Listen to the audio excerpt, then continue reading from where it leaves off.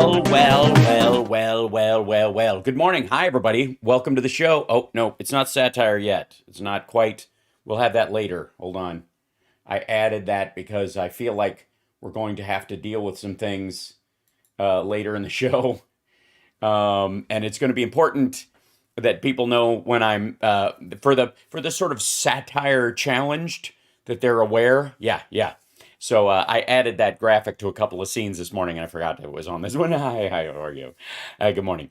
Anyways, welcome. It's Monday, and because it's Monday, a lot is going on. Not the least of which is, and we'll get to the trends in a second. There's something very telling on the Twitter trends these days. It's almost as if there's someone, I don't know, behind the scenes flipping switches and throwing levers like the Wizard of Oz, trying to paint a different picture of the world. I've often said, ladies and gentlemen, gather around. Don't forget to hit the like, by the way, while you're there. Just hit a like while you're that helps us in the algorithm. It helps other people find the show and all that stuff. It's free and it's pretty easy if you're on YouTube. If you're on Facebook, any of the emojis that they give you, the animated ones, help. So apparently the angry one works the best in the algorithm because Facebook wants some of that sweet Twitter anger, I guess. So you can use that one there. And on our lovely friends over at Twitch, pretty much any emoji helps. The sillier, the better. Sorry, Christina. Soon. It's hard early in the morning. There was an Excedrin ad. If you subscribe, the ads go away. I'm just saying. Anyways, okay. So a boy's got to pay the mortgage somehow. Kids. Thanks for the Twitter clips of the Nerd Haley show. It was a great time. It was a crazy good time. It was super fun. I will show you some more pictures as well. The audience picture we got was downright outstanding. And thanks to everybody showed up. And Mark was there front row. Hi, Mark. Just an array of people. And then I was going to do a meet and greet afterwards because we had a merch table and all that kind of stuff set up. And so I'm like, okay, let's do this. And I walk out and I'm halfway there. And the security guard goes, they said no meet and greet. And I'm like, casinos. How is the government going to shut down? No. Casinos. Because they want everybody gambling. So they want you out immediately after the show. And I have the guy, James, the security guard's older black gentleman, really sweet.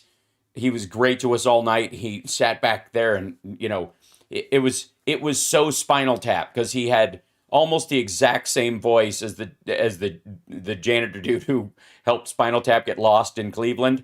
It was that kind of thing. He was our flashlight guy backstage.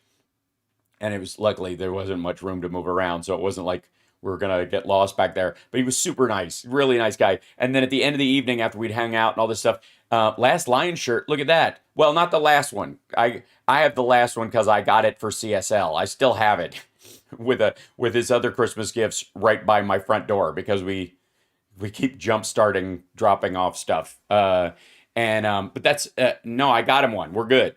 I even got his size, I think. He's a tall drink of water that can't stop lying. Anyways, so he was just a really sweet guy. And then at the end of the night, he had to like basically block me from taking other pictures. I snuck and took a couple, and it was like his boss, the entertainment manager, who's really nice too, but she was like sort of glowering as you do because they can't let it happen because it's casino rules and her job's on the line and Hal would love to have you on the DLR cast, the only podcast buying for fans of David Lee Roth. I'm doing it. Let's do it. Absolutely. I'm for it. I'm a huge Diamond David Lee Roth fan. Let's contact me on Twitter. We'll make it happen. Somebody in the chat. Oh, by the way, I should probably show the chat room real quick to see if this brings it up. There you are. Hi, guys. Oh, and the satire thing is up again. Not satire yet. There we go. Everything. Fuck it. Everything's satire this morning. So, hi, everybody. Hello. Good to see you. 5 eggs. There you are. Yeah, I'm just, we're watching Diamond's eulogy today. We'll see part of it later on. I am of two minds about that because on the one hand, Trump made a ridiculous travesty of the whole thing. It was a mockery of this poor woman's life. It was pathetic and grotesque and egomaniacal and petty and shitty. But at the same time, all that aside, it was a woman's eulogy and her memorial service. See what I mean? So that's where my issues with it are. So what I'm going to do is I'm going to cover his part of it and none of the other stuff. Although I will say, I have it in your links already, just in case and pinpoint it. Oh, thank you. Yes. So we will only be doing Trump's part of it. And I will also, if anybody prays or he defer, I haven't seen it at all. So if I defer to him, if he stands there while somebody's praying, I will skip past that because I don't dunk on people's prayers. I only made one exception when it was one of those fucking Flashpoint guys, and he was like, Lord, let Trump win everything, and Lord, let them not find the Russian money, that, you know, that kind of shit. Fuck that guy. But everybody else, don't tread on the dead. It's not her fault. Again, as ridiculous as Diamond and Silk have been, and as much as they have absolutely, they are absolutely culpable, I believe, in the deaths of many maggots because they talk down getting vaccinated and all that shit. Being a gullible asshole should not be a death sentence. And I don't wish it on anybody. Sorry, the jump there. Hype train. Oh my God. Yeah, try not to dump that much text and stuff. Facebook people, thank you. Thank you very much. It's a lot. Yeah, and by the way, apparently they rented a place that was it could hold 2,500 people, and about 153 showed up. Again, even their ego won't allow them to just experience a real moment of life. It's fucking pitiful. I'm so grossed out by those folks. I can barely tell you. Hold on 1 second. I need to stretch this out a little bit because it's not quite to frame the way I want it to. Do you like my panel cutout thing that I did? Isn't that cool? Maybe it's annoying. I don't know. But I went around and actually scissored it out of the panels and then added a little drop shadow. It doesn't matter. It's stuff that I do. But it is really, really sad that you can't even have, I mean, maybe they did a quiet personal memorial service at somebody's house that they didn't talk about, but I don't think so. I think it seems like this is the entirety of their ability to give a shit. Yeah. Oh, thanks. I'm glad you like it. Yeah, I'm experimenting with some things, and I'll see what I can do to make it better. The little title thing should go behind, I think, though. No offense to the follows and subs, but whoops, that's not where it should go. It should go here. No, it should go here. There we go. So, anyways, love you guys. Good morning. Happy Monday. Tomorrow, no show because our sound check for Yamaba is right in the middle of my show. So, which is kind of good because I do need vocal rest, and I'm on Joan's show and I have an afternoon show today. So it'll be a big full day of programming for you lovely folks. And I will be streaming, while I'm on Joan Esposito's show. I'm on for the hour at 1 p.m. my time. So, hi, good morning. Oh, what's Chip doing? What's Chip doing? He's a Chip Joke. Attention. Yeah. Good morning. What's Chip doing? What's the matter? What is the matter? Are you meowing outside my door? Are you lonely? Are you lonesome tonight? Are you hungry? Yes, all right, he is, definitely. Hi, yeah. There he is. What's the Chipper doing? What's the Chipper doing? All right, you can get down. There you go. He's like, I think there's treats involved. Whenever you guys pay attention to me, it's always followed by food because you won't leave us alone until we feed you. I get it. All right, we're well trained. I understand. Yes, he's chunky. So, yeah. Since your mom was hitting a deer every 1.5 years, does that make her a deer killer? Yes, Randall. One of my first stand-up jokes when I was 14 years old was that my mom was the last natural predator of the American white-tailed deer in Kentucky. That she was listed by the Game Commission as she didn't even have to get a hunting license. It was like cougars and my mom, and there's very little distinction, I suppose, in that at one point or another. But yeah. He's like, I'm done. Yeah, totally. He only like so much time on on screen. It's his way. Yeah, Chip does love his daddy. It's true, and he woke me up at 3:45 and 4:10 and 4:40 and then 5:20, and then at that point I was like, fuck it, I'm up. Today I'm on Joan Esposito's show today. Um, I'm sorry, natural selection took the right person claiming a diamond. I don't, again, um, I commenting on the natural order of things is kind of moot, anyways. But again, she didn't, insofar as we know, didn't die of natural causes. She was killed by people who were whispering bullshit in her ear for years. And she's a grown woman. She was a grown woman who's responsible for herself, but at the same time, those around her must know that they participated in this. And yeah, it again, I'm you. There are plenty of places you can go on the internet where people will shit talk, and play up the whole Darwinism bullshit and blah blah blah. I just won't.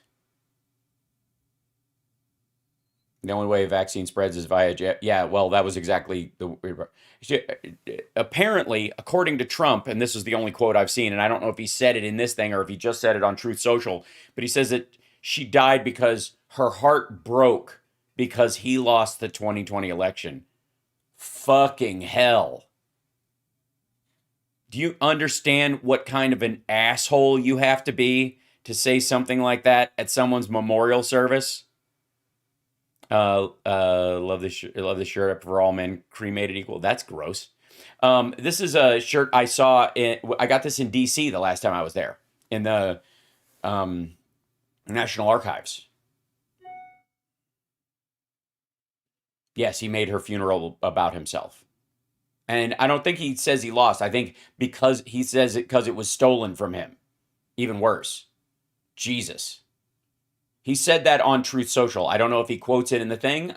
You guys know I don't pre-watch these videos. And sometimes it's hard. Sometimes I'm like, oh, this would be a good video. But then I go, well, I've watched it all the way through, and that's kind of cheating. Occasionally, though, in future, because if I find something in my, because I'm constantly monitoring the right wing. I don't watch as much Fox as Decoding Fox does, let's say, but I watch a decent amount of it. And if I find a piece of it, I may eventually go, hey guys, I want to share this with you because I think this is a good example of where a talking point started, where it went, and how fast it's dying. I think that's worthwhile. So at some point, I reserve the right to make my own rules and break my own rules, I guess, but I will let you know when that is happening. That will be the difference. Little ED energy, that's funny. So basically, Trump said he caused her delusions and death. Yeah, kind of, yeah. So, all right, shall we look at the trends today? Because I have something I want to show you guys that I found very telling, and this is something that has been happening. I noticed a lot on Twitter lately, and it's something new. And I'll show you this. Besides the fact that John Lovitz is trending #1, and congratulations, John, you're #1 on Twitter, and also singularly responsible for the most disgusting consumption of a bagel I've ever seen in my life. I've never seen someone eat a bagel so grotesquely in my life as and you know where we were when it happened, and I wake up sometimes sweaty and shocked. I've got PTSD from watching John Lovitz eat a bagel and cream cheese.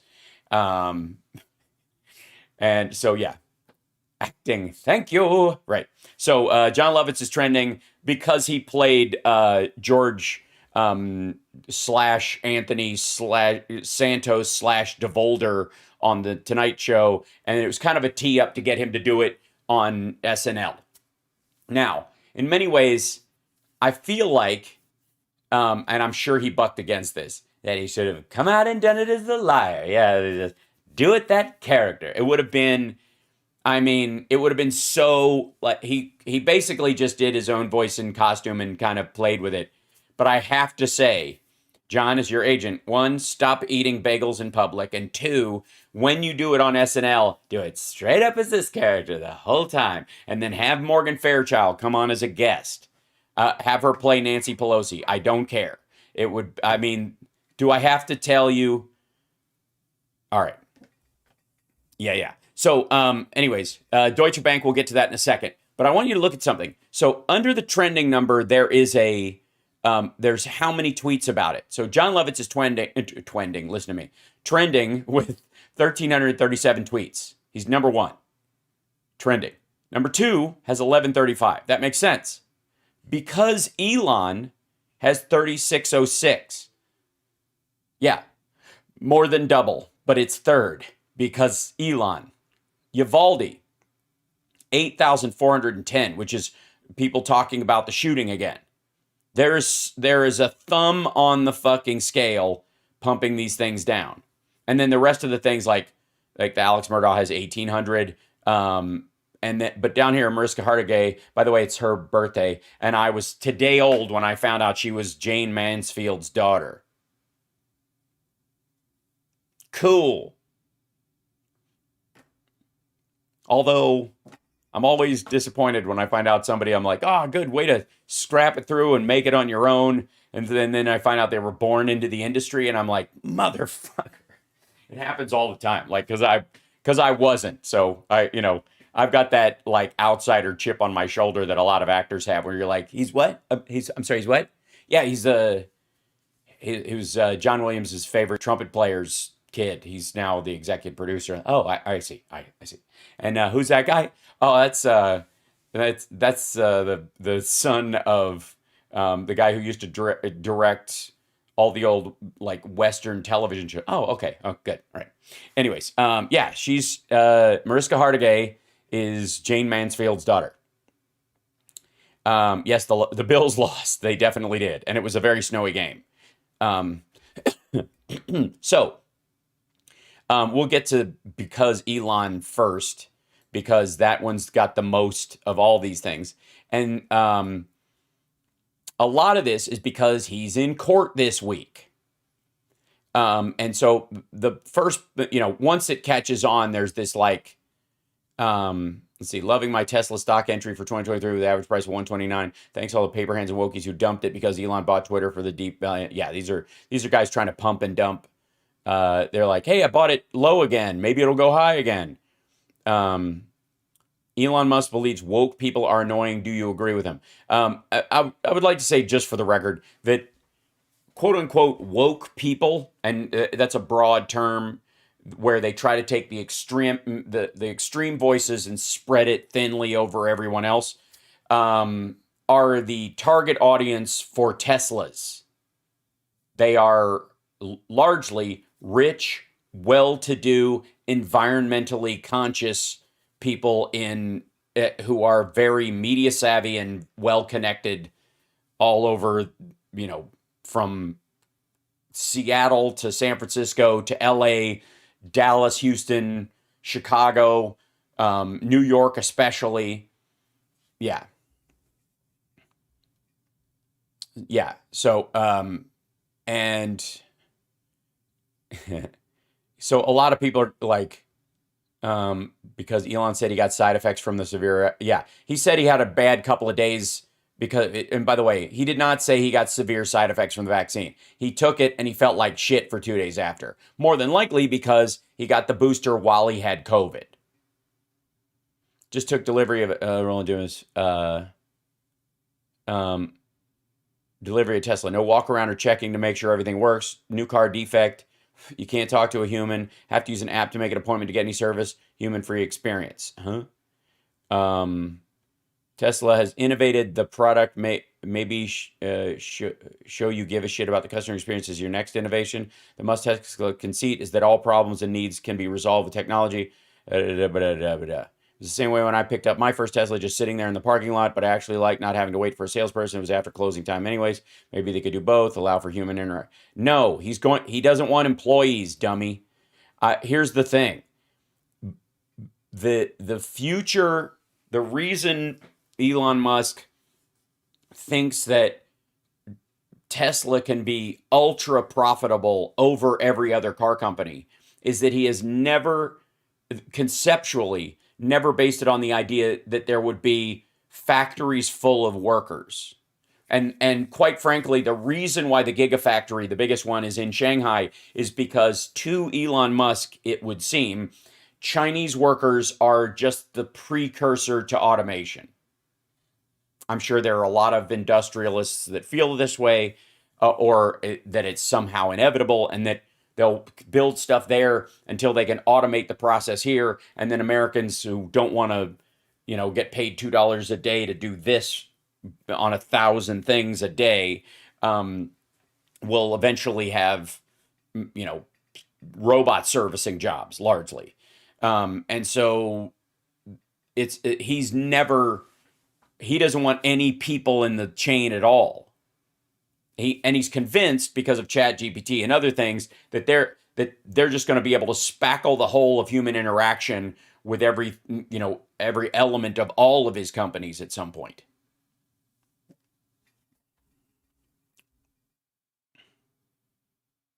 They not happy because Elon Musk can't be bought, controlled, or told what to do like Facebook. Yeah, he can. He is. That is the essence of it. He needs aluminum from Russia to make Teslas. It is his primary provider of aluminum. He would have to get a whole new contract with a whole new country and deal with the real workers' rights and all kinds of stuff, or the backlash of going to a country with with openly bad human rights to get the amount of aluminum that he needs. So he takes it from Russia. And I mean that in every possible way. So, yes, he's over a barrel. He's spoken to Putin directly. Whoops, let's go back here.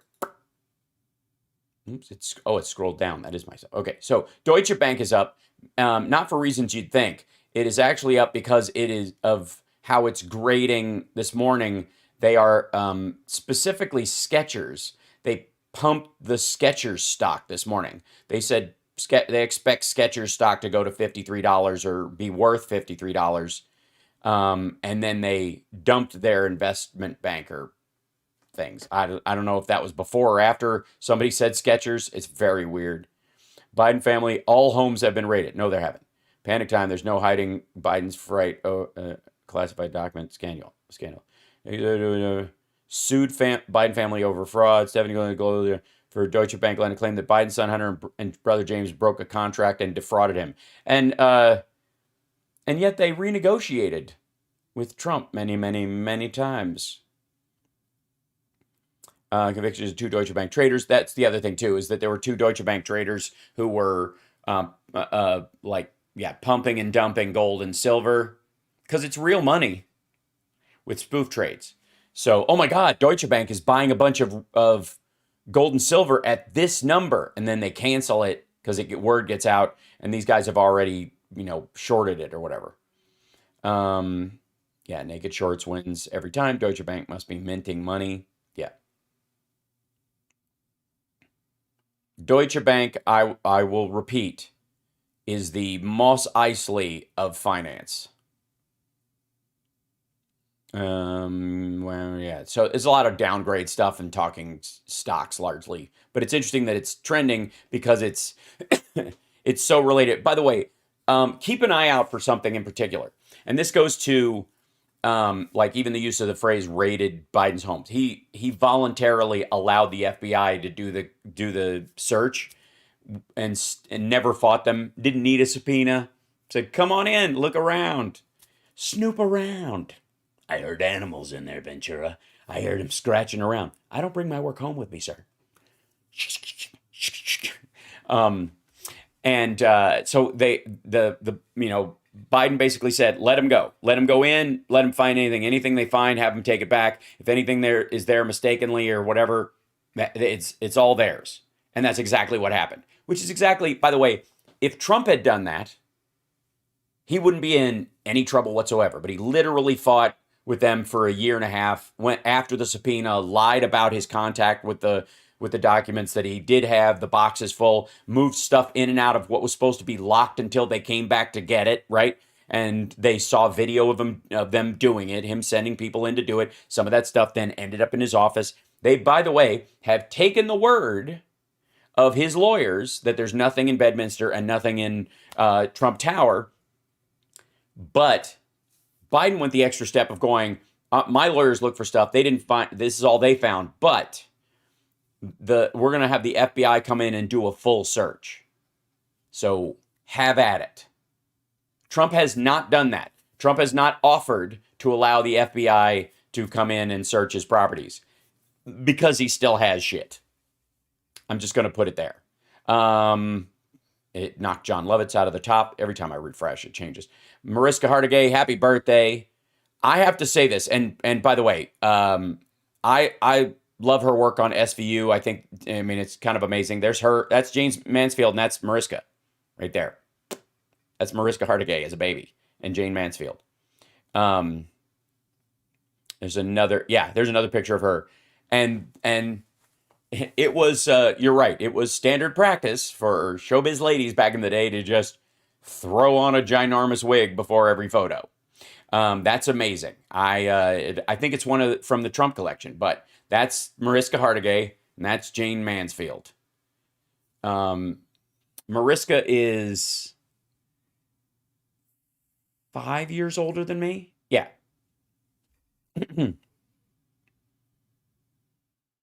But, I love her work. She's great. She's been terrific on this show forever. That is, kids, that's a run. You talk about that kind of run. And I will say this, people quit shows like this all the time because you do these kind of shows. You do a lot less, sliding across car hoods and pulling your gun, and a lot more scenes with crying victims. And as an actor, it weighs on you. Bless her heart for genuinely, because the work they have to, the lines they have to read, and because it's SVU, the crimes they deal with on that show are, watching a couple of those episodes in a row is fucking work. If they do a regular Law and Order marathon, I can handle it. 3 of these, I want to roam the countryside with a fucking shotgun, because it's just, give me Chris Maloney every day. Yeah, well, he was great on there as well, and they broke him off into his own show, and now they have crossovers. It works great. It's like they're taking a cue from the Marvel universe. It's great. But you do realize this is a right-wing show. No, it is not. Not by any means. And by the way, she's been, because of her character and the kind of stuff that they cover, she has been involved in sexual assault victims advocacy groups like RAINN and others for over a decade and a half now. There's in many ways, Hargitay, yeah, there's in many ways you can't avoid it, because that's the kind of fan mail you're going to get. It's pro-cop propaganda. No, it isn't. The fact that victims of sexual assault will watch this show or clamor to her character, and the mail she gets, and I can tell you from experience about stuff, that it is a torrent of heartbreak. Yeah. So, we'll be getting to the anti-cop propaganda storylines in a little bit, because up to here, the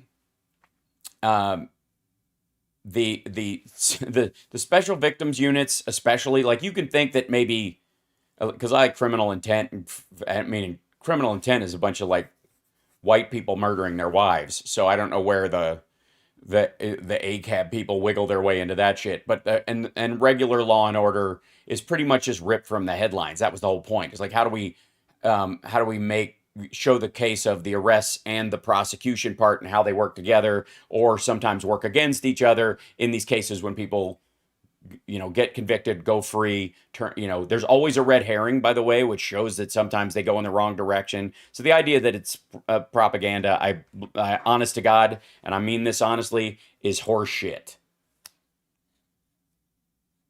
And especially this one, because it's about rape victims and yeah.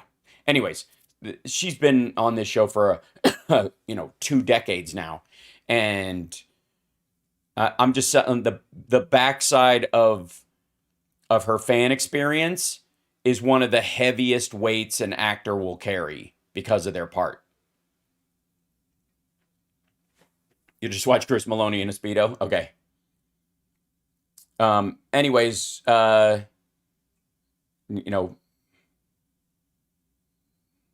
there she is. There's Maloney. Wishing her a happy birthday, I think. There's her nice tea. Yep.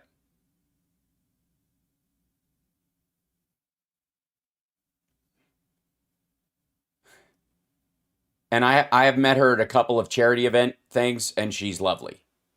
She's a sweetheart. And she's basically had a life during that show. Like, that is 20 decades on a show is a fucking lifetime. So anyways, happy birthday, Mariska Hargitay. The show, yeah, so hold on. Let's jump back into the chat right here. People make money on other people's misery. I don't know what you mean.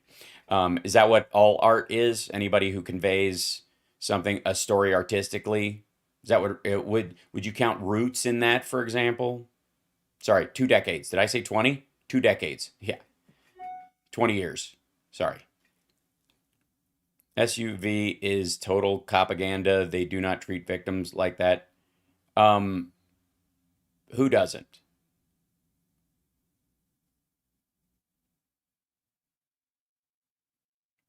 John Lovitz is playing Santos. Yeah, we saw that.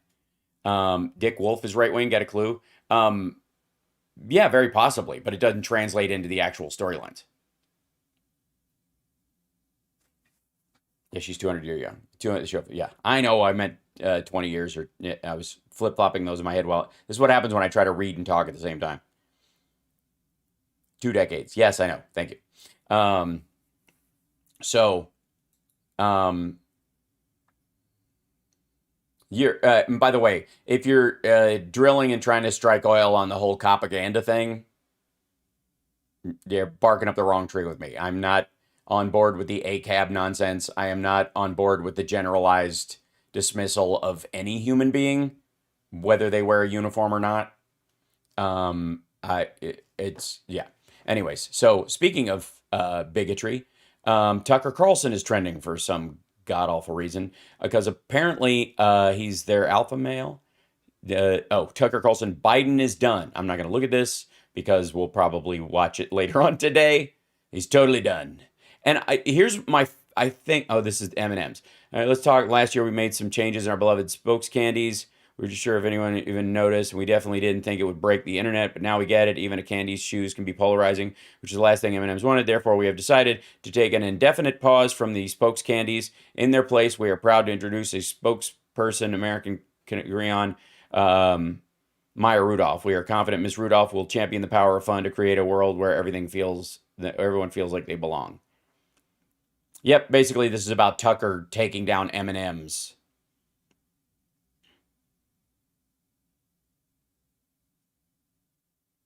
Because they took the high heels, or the heels off the female one, and put her in boots, like galoshes or something like that.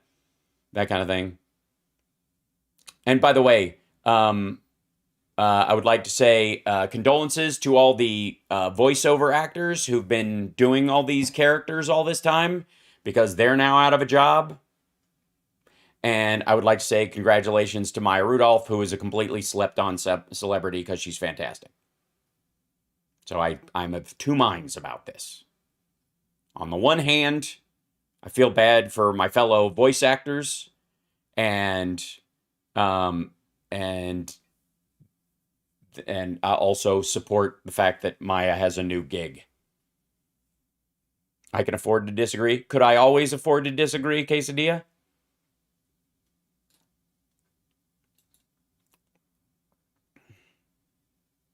Um, Telfar?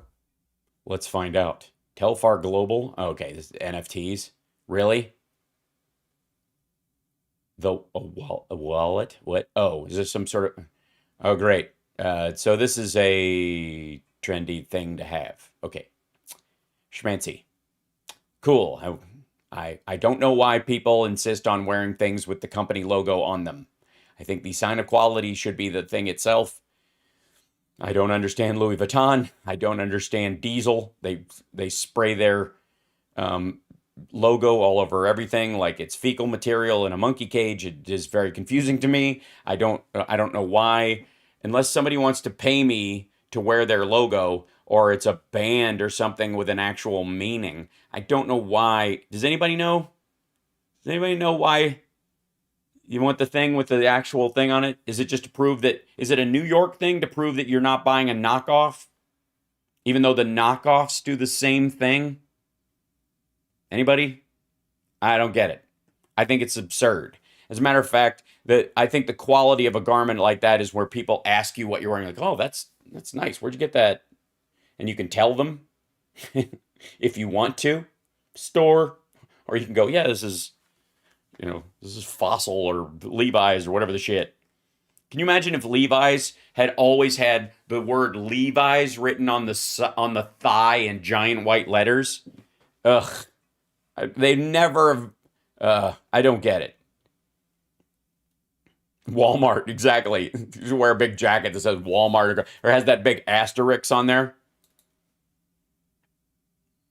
Jill Biden, because this is the she was so much more sexy, whatever. Okay, couch joke about her. Biden returns from Delaware beach house and refuses to take questions about documents. Holds Jill's hand all the way into the White House. God forbid.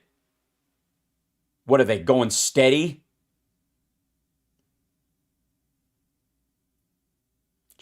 I'll tell you this, because of how she is part of him tempering,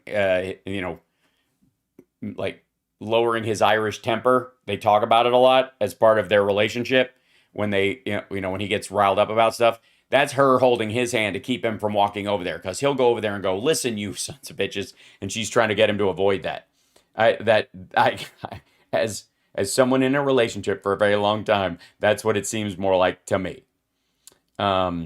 Anyway, she's lovely. I don't know what that is. It's gross. It's a bit like, basically it's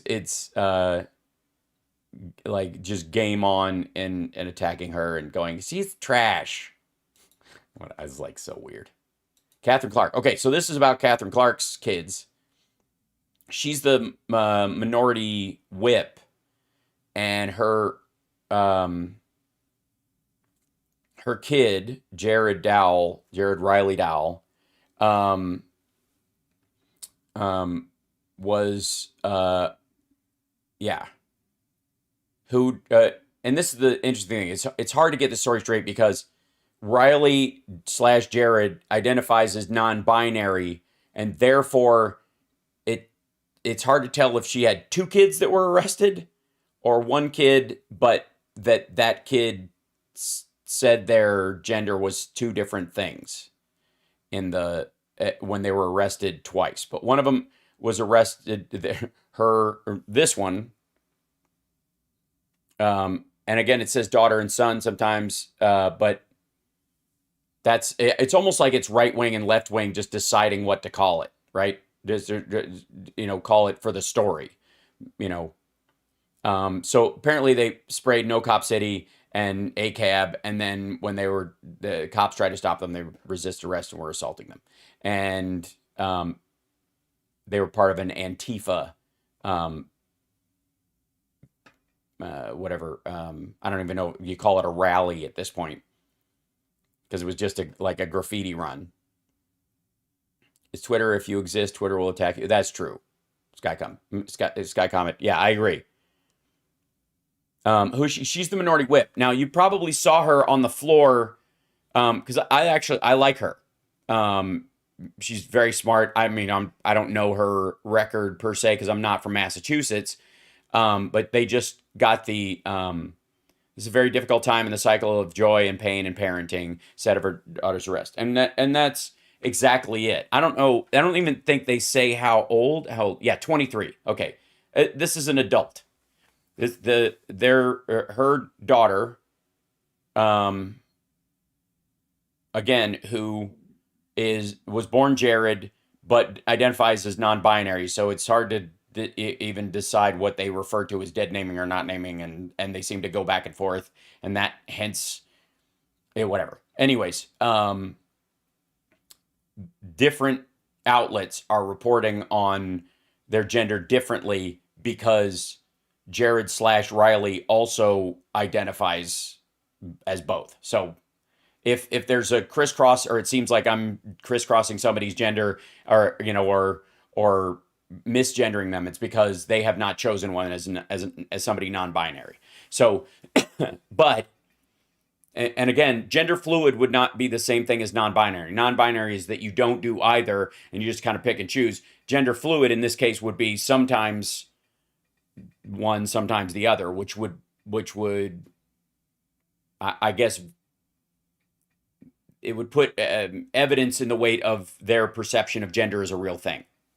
So no, the daughter is not a slash son, whatever they want to refer to themselves as right now, is not in office or anything. 23-year-old. So again, 24, your brain stops cooking and you're you're fully an adult. But at 18, you're responsible for your ass. And if you do stuff that your parents don't like past that point, it's on you. That's why you go to jail, not your parents. And it's one of the reasons why I think if you're under 18, you commit some sort of crime, your parents should be on the hook for it a little bit, as best you can. Either to get you help, and if they refuse to, or they side with you in whatever violence you're carrying out, or you're shoplifting or assaulting people, that if you're around and they live in your house, and you're under 18, there should be a conversation there. That said, yeah, it is hard to keep up with 250 km, and it's hard, and different people do stuff for different reasons. That's one of the complicated parts about discussing the non-binary world, because some of them are doing it because they genuinely don't know where they fit in the world, and they're kind of searching. Some of them have taken it on as an activist name. Some of them are in many ways a mockery to transgender people, because they're if you tell a transgender person you will never be happy where you think you're going, it's to me that's a special kind of cruelty. You expect it from bigots, but when it comes from somebody who's allegedly in your allyship or in your side of things, it's a little gross. So, anyways, part of an Antifa thing, and this is where we'll have an uncomfortable conversation, you and I, because here's the issue. You know how many times we hear people refer to themselves as Christian conservatives, and in theory, if you would describe Christianity based on what the book says it is and what it means, and that it's all focused around John 3:16 and the following of Christ and all that kind of stuff, Christian has a meaning as a word. And these people act counter to that all the time, but they still use the label. Same thing with conservative. Conservative being depending on whether it's socially or fiscally conservative or what have you, it's a tap the brakes and test things before you move forward, because, to some degree being, I guess, traditionalist, it would there's a lot of ways people take it, but, I was in Boy Scouts, we were taught conservation, and I don't see any of that in what conservatives call themselves. Does that make sense? Right. So just because you have the label doesn't mean that the label has real meaning when you use it.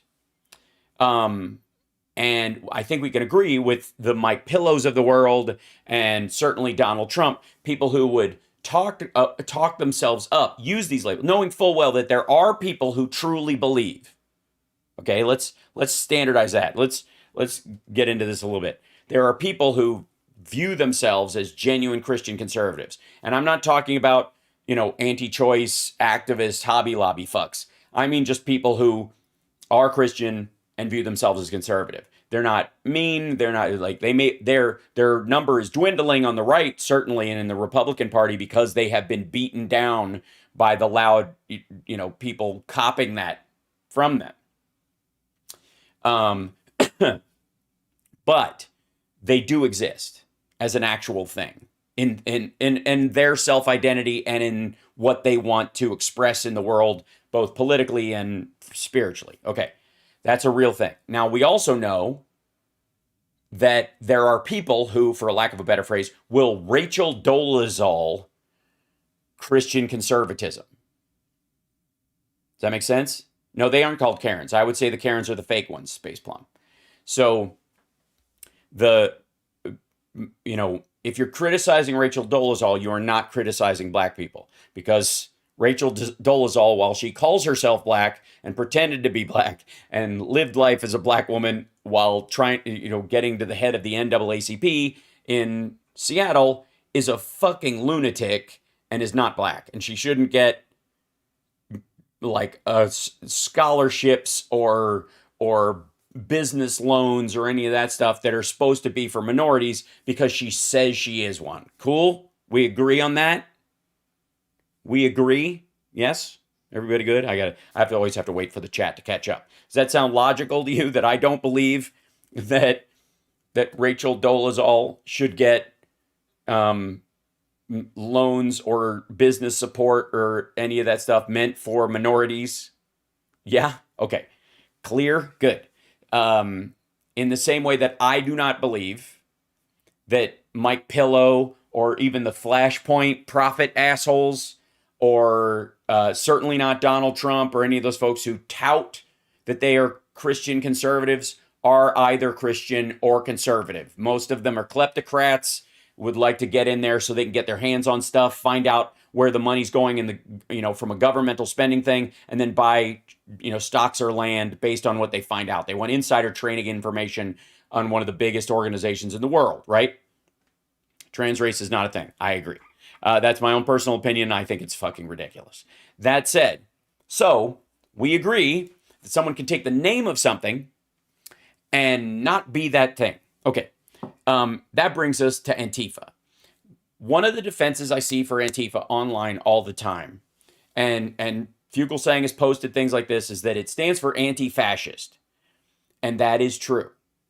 However, just because you borrow the name Antifa for whatever the fuck you're doing does not mean you're anti-fascist. There is a variation of people's belief systems where they just want to install their own version of fascism, their own point of control, their own autocracy or authoritarian system, be it dreams of a Marxist, Stalinist communism, hidden in it, which is not anti-fascist at all.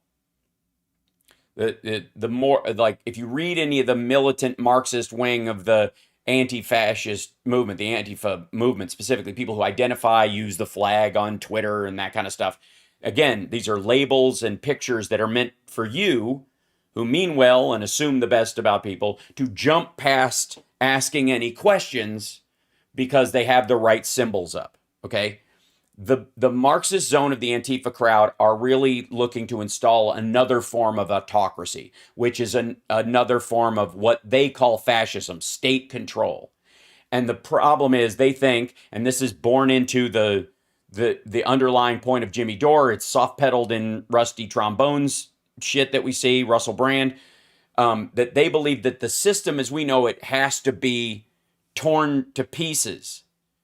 These guys physically, literally, it must destroy itself there so that we can build our own autocratic, I wouldn't even call it, they wouldn't call it fascist, but I would. Autocratic control system over top of it that will prescribe life for people, right? So when somebody like her non-binary daughter, again, whatever labels they use because they move around, so there's no, this is shifting sand, so there is no way to misgender someone who doesn't have a gender, I guess, so whatever. Anyways, in this particular case, they were at an Antifa rally. I would not consider the acts that they went through to be anti-fascist. I would view them as being proto-fascist. It's not that they're against fascism or autocracy. They just want to install their own.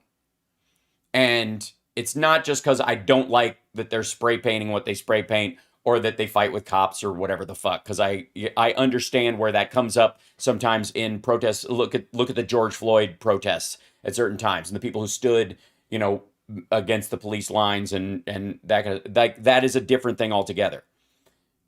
But to me, what these folks do and what her daughter / son, whatever they would like to be referred to, does is stealing the valor of true protesters, is stealing the valor of people who want justice for real, hiding behind that, and using it basically as a front for anarchy, which is exactly what they are. This is, yes, anarchists. That's what brings me to the Anarchy by Proxy title of today's show, because this came up this morning and I was reading the kind of backstory about it and the relations to the group that they were there with, and the outcome that they're going for.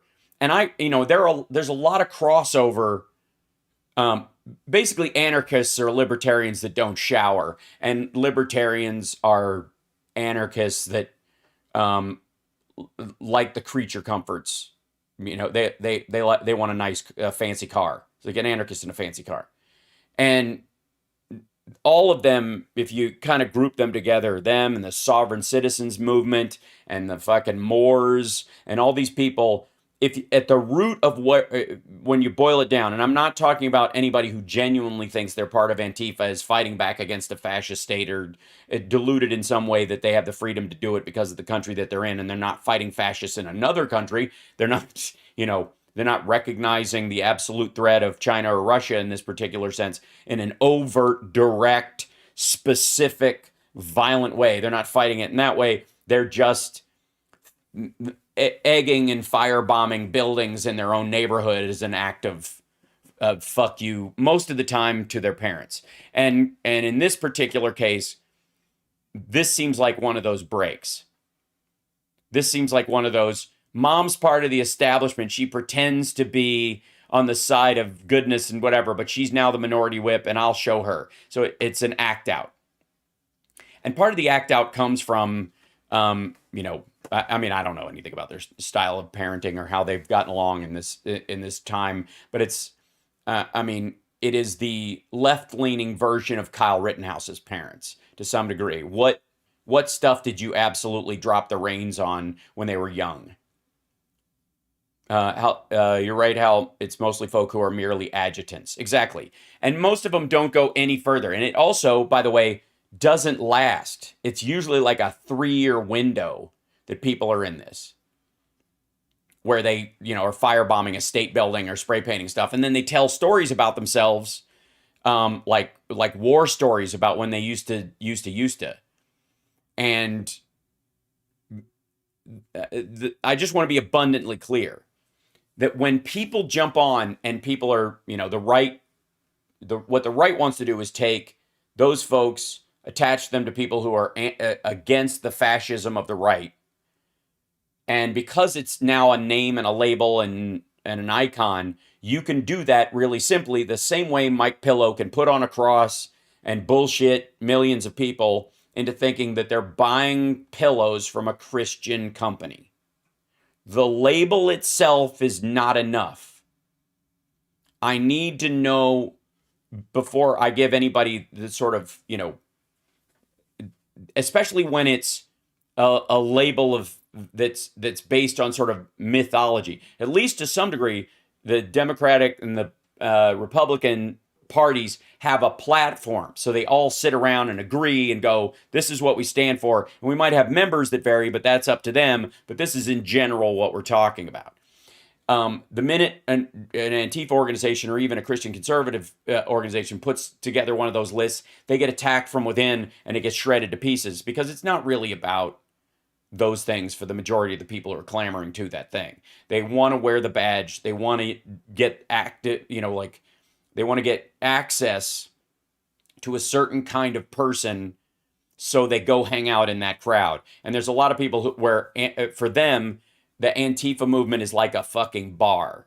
They smoke weed with these folks. They get laid. They pretend to be hippies and blah. And that's really what it is. And then occasionally they'll go throw a brick someplace or a Molotov cocktail, and then they'll brag about that while they're hitting on chicks or doing whatever at somebody's flop. And I had an ex-girlfriend who early days was in with that kind of crowd before we started dating, and she still knew a bunch of them, and we would see them when she would hang out. This was way back in the 90s.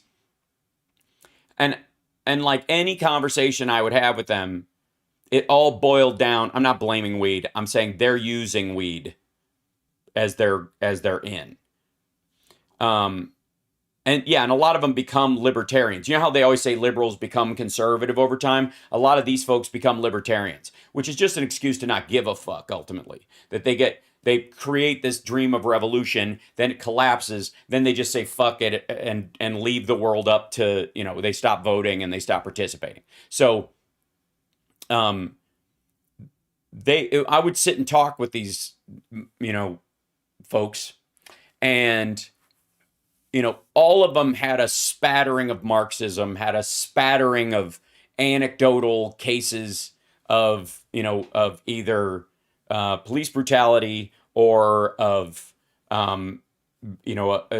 somebody in the judicial system that was found innocent after 20 years. And you can't have a judicial system of any sort without that, which is why I'm against the death penalty, for the record. I'm against the death penalty, not because people don't deserve to die. Some of them certainly do. But if you have a death penalty, you are going to fuck up at some point, and you are going to kill someone who didn't do it. And so I would prefer that they be in jail. So as bad as it is for somebody being in jail for 20 years for something that they didn't do, at least they're alive.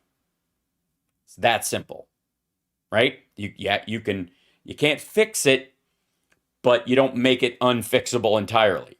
Does that make sense? So that's why I'm against the death penalty. It's not because, and again, it's not because I think people are, that everything is a mental illness and every act of violence is some sort of mental health crisis. It is absolutely not. There are a lot of people who have figured out how to get their personal needs met by hurting other people through violence, and those folks aren't ill. They're actually following the normal sane path we all do. Like, how do I feel connection? How do I feel control over my life? How do I feel like I've got things in order? All the normal things that you and I think about when we're just talking about how a car drives, how well it functions, how, what position we have at work where we can feel like, oh, we're on a track up, all that kind of stuff. Yes, you cannot unkill someone, Cosmic Rose. That's exactly why I'm against it. So, period, end of story. And I always will be against the death penalty, period. They are sociopaths? No.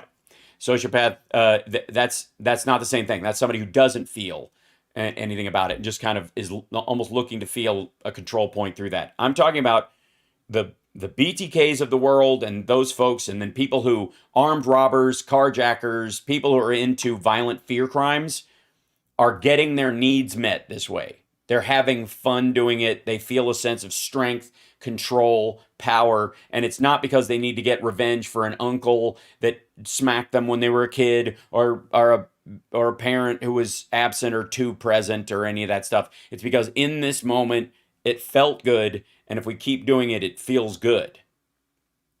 That's just, I don't know why that's hard for people to grasp, and I think it's the leftover Freudian bullshit that people just assume that anything that isn't normal behavior is clinically an abnormality when there's a lot of abnormal in human normal. Humans are gooey. We're dense, complicated organisms, and so to write it off as like you could pill violence out of existence or something like that, it doesn't work that way. And like if anybody watched the Dahmer series, you know, at one point he was like, "Yeah, I wasn't abused." His mom was definitely hard to deal with, but a lot of people have grown up with like a drunk parent. Most of my comedian friends, quite frankly, had Jeffrey Dahmer upbringings. That had a parent like that and a parent that tried to, balance it or fight back for a while or whatever, and they ended up tap dancing in front of the family to try and make everybody happy, and that's where their career came from. But they didn't end up fucking eating people or chopping them up. He found pleasure in that. It was something he desired, and he went for it. It wasn't because they all looked like there's a problem with, I think, to some degree, the mythology around movies about serial killers and the like, that really played up the psychological aspect. Like, maybe I can talk him out of it, which is just fucking stupid. But it comes up all the time, like, they all look like all his victims look like his mom, like that kind of thing, as if that's the norm in any of these situations, and it fucking well isn't. So, anyways, the point I'm trying to make is, and that's a little cul-de-sac maybe for another time, is that just because you associate something positive with a label does not mean that the person using that label is living up to those positive traits. And they are assuming that you, because you already are predisposed to be, let's say in this case, against fascism, will give them the benefit of the doubt. That's what that's for. It's what flags have always been for. This is what I stand for, whether they do or not. And again, it goes to the MAGA crowd wearing the American flag, or the fucking Blue Lives Matter flag. That's a good example. Like her kid is about as anti-fascist as the maggots that were waving the Blue Lives Matter flag on January 6th that they ended up hitting cops with. The language that her kid was using is not that different from how the Jan 6ers talk about the Capitol Police. Or, quite frankly, how G. Gordon Liddy talked about FBI people being jackbooted thugs from the UN. It's the same shit.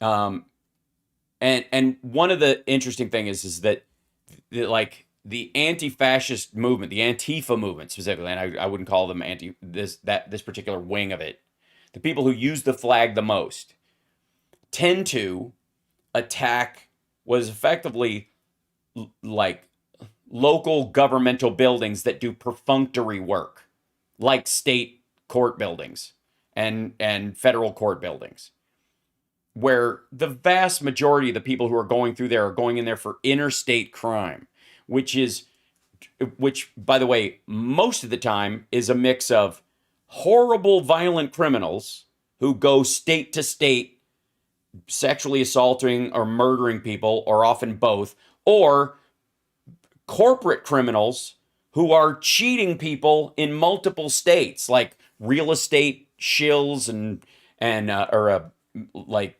mobsters, shit like that, which in theory would not be somebody that Antifa in particular would be against being tried. If the idea is that somehow, like, that local police even are the point, that they, like, when I lived in Chicago, we had this, like, my car was pretty bagged out. And it's funny because I just looked at the altimeter on my, my car now has the same amount of miles on it, my truck that I drive, that I had on my car in Chicago when I was a teenager, 160,000 miles.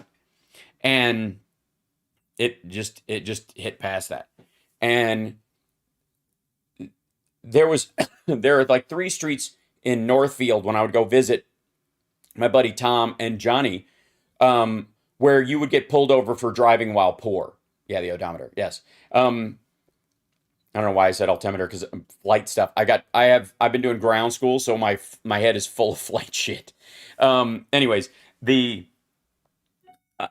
there were three roads in Northfield you'd get pulled over for driving while poor, and if I was the one driving on any particular night, the assumption was we were going to get pulled over because shaggy hair and driving while poor. So, um, uh, if that's and there's definitely cops that do that, and there's definitely whatever. Okay.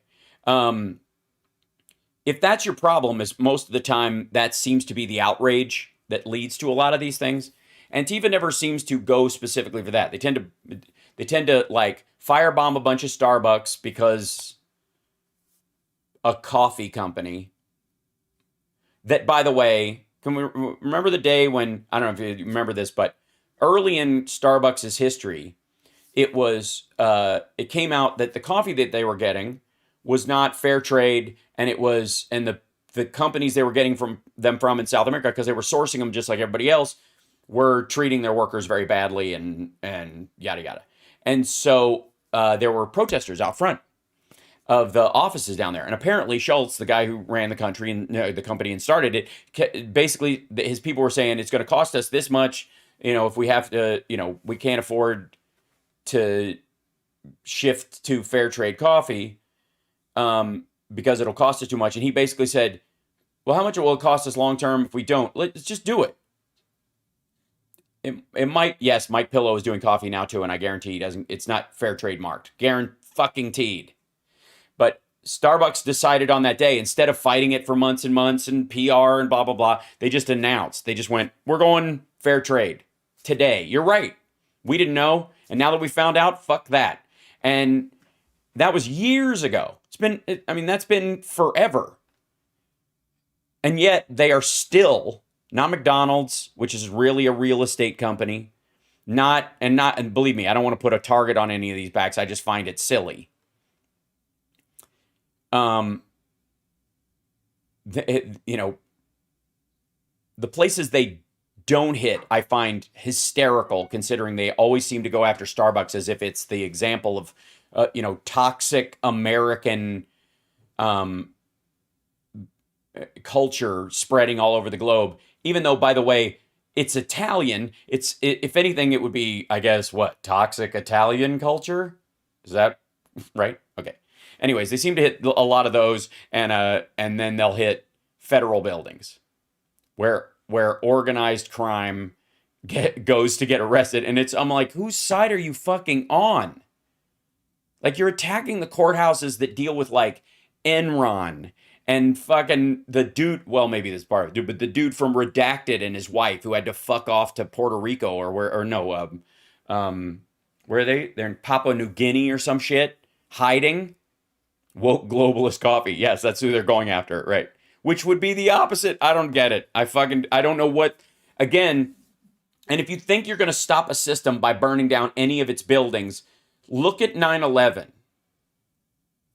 Look what 9/11 actually did. Because if the idea was to like make America less of a military force, for example, look at Pearl Harbor, for that matter. Like, it never works. As a matter of fact, it shores up. Yeah, you can. I don't mind trolls. Is it Portugal? Is that where they are? I forget. Like, it fucking matters. They skipped town because they defrauded a bunch of Indiana real estate, like people buying houses. They were cheating people out of their fucking house. Yeah, 9/11 was mass murder. Agreed. But the idea was take down these symbols, burn the buildings down that are symbols of world trade, blah, blah, blah. That kind of stuff. It's the same thing. And it won't ever work. I'm sorry to tell everyone that, revolution is the 6-minute abs of democracy. That you might see an infomercial that says all you need is 6 minutes a day and you'll have rock hard abs and all that kind of stuff. But I'm sorry, there's more exercise and better diet in your future if you want that.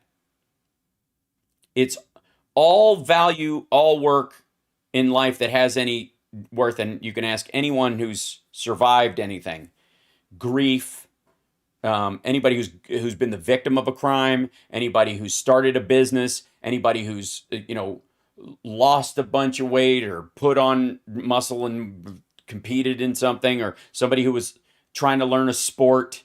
None of it was overnight. None of it was instant, and none of it was the result of simply torching something that you believed was standing in your way. None of it. Never will. And it's one of the reasons why there is a very limited but gullible crowd of people who believe it can. And they always outgrow it.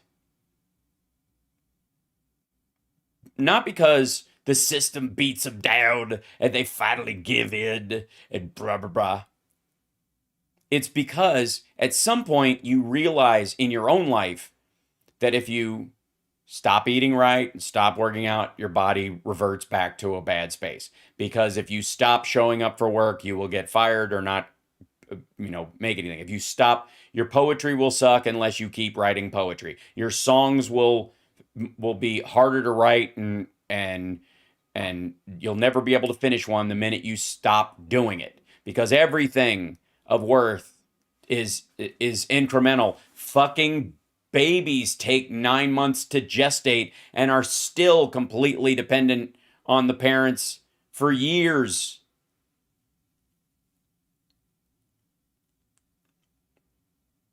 So, being anti-fascist, awesome. Agreed. 100%. And were the soldiers that fought in World War II anti-fascist? You damn right. Are they the same as people who in their own country hide their face to firebomb a building? And we'll talk, remember, because Rip Portland's gone. The federal courthouse where cross-state line crimes, which are largely financial, and serial killers and murder and theft rings run by mobsters and those types, that if you're if that's your target, you're basically defending those people. And it's very weird.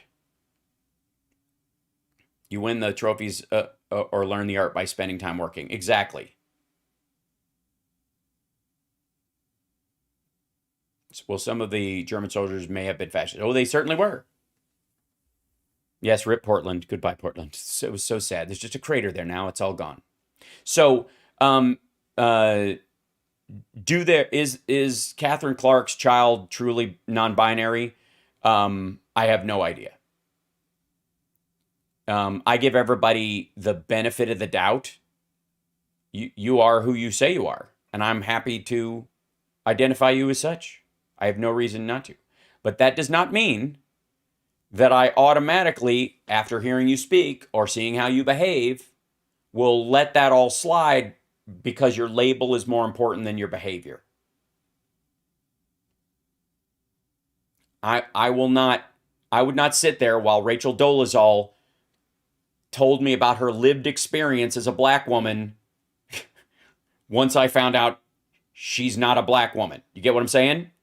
If I'd have met her and had no other information, like, I'm not going to fucking Austin Powers, yeah, that's a man, baby, and headbutt the queen because my spidey sense goes off. That's fucking stupid.